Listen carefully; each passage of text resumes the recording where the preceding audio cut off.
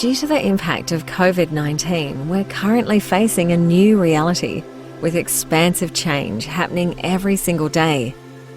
You might be struggling to know what to lean into right now. Jodie Baker, founder of Heal You, has created the Corona Insights podcast to help ease your information overwhelm. Jodie is consuming, filtering, and sharing vast information from many sources she's validated over years of experience, so you can quickly stay up to date with these short podcasts. Jodie uses her natural intuitive abilities to help you get up to speed on the invisible possibilities ahead and integrate the new corona reality we are living in. Hey guys, thanks for joining me. On today's podcast, I'm going to discuss the micro and the macro. The micro being yourself and your home and your connection to self, so all about you and your immediate environment, and the macro being the globe, like all of us together as one.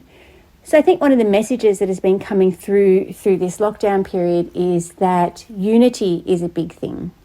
We feel united even though we're separate, and I think that we also know that unity is going to be a really big part of how we actually survive this and how we transition from the old world into the new world, or how we even get back to leaving this lockdown period and going into what some would regard as back to normal, which is hard to imagine that anything can ever be back to normal again, but I think you know what I mean.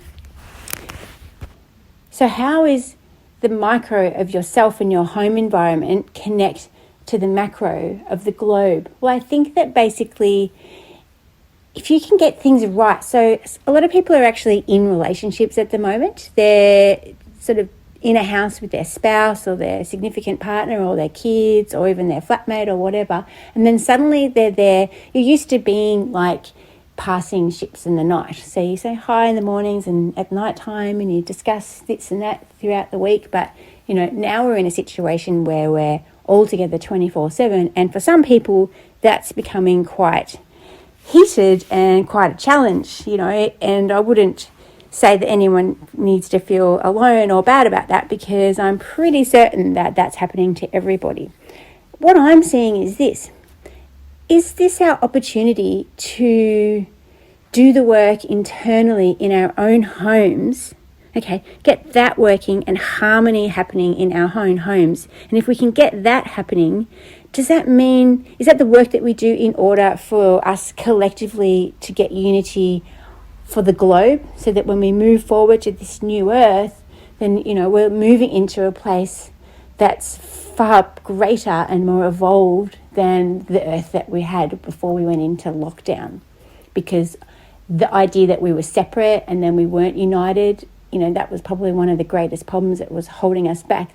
That lack of humanity was not allowing us to help our brothers and sisters, of course. So what I'm saying here is that the micro of our home, and even if you're on your own, it could actually just be making peace with yourself. You know, a lot of us are sort of against ourselves. We don't realize it necessarily, but there's that running commentary in our mind all the time that's fighting against yourself. You know, we are our own biggest critics. The voice in your head will tell you that you can't do this, or you haven't done that well enough, or you're bad because you haven't done enough of this, or, you know, it just goes on and on. If you can sort of get that critic under control, you know, you're going to have unity within yourself, and that will add to the unity of the globe. Now, for me, I see this visually as an energetic situation, because I see things kind of through energy at the moment. So I can see this beautiful energy and this harmony created around a person as they're becoming more peaceful with themselves, or within a family that have, you know, worked out all the kinks of being in lockdown 24/7 and working really harmoniously. And then there's a beautiful energy there. Now, if you see collectively all these homes down the street that have that beautiful flowing energy, instead of it being all disrupted and spiky and yuck, if you see all that beautiful flowing energy pumping and thriving, and you step right out and you look at the globe, and then suddenly you see this harmonious energy, you know, all collectively, then wow, you know, maybe that is part of the new earth. Maybe that's what we're doing. We've been given time to come home, to our families, to our loved ones, or even just to ourselves, to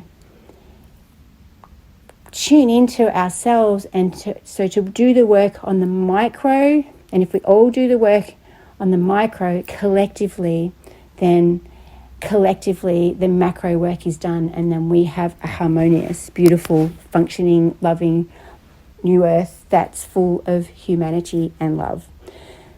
Yes, very woo-woo today's podcast, but I truly believe this. I believe that if we all have our minds right and our energies in the right space and we're thinking of others, we really can create that beautiful world where there is no brothers and sisters starving and there is no lack, because there is no lack. There's plenty for everybody.